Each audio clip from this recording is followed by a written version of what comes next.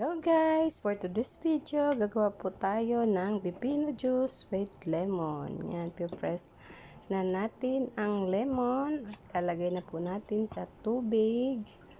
Maganda daw po itong sa katawan, ang pipino juice na with lemon para pang detox ng mga dumi-dumi sa ating katawan. Tsaka maganda rin to pang diet, pang linis to ng mga bakterya sa ating katawan. Kaya magtimpla na rin kayo ng pipino juice with lemon.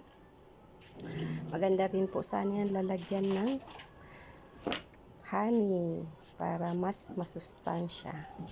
Yan, binalatan ko na po ang ating pipino.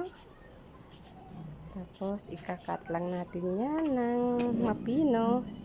O kahit malaki, mas maganda para may nangunguya ka. Pag uminom ka, tapos may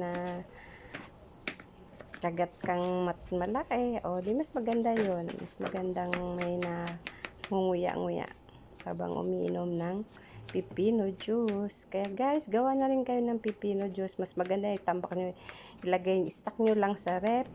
Gusto nyo uminom, basta tubig yan na lang, mas maganda pa siya kaysa bumili uminom ng juice, uminom ng Coke.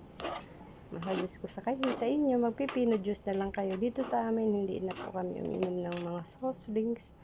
So, naggagawa na lang ako lagi ganyan ng lemon juice. Lagyan natin ng konting asukal kasi ang anak ko ayaw ng may tamis.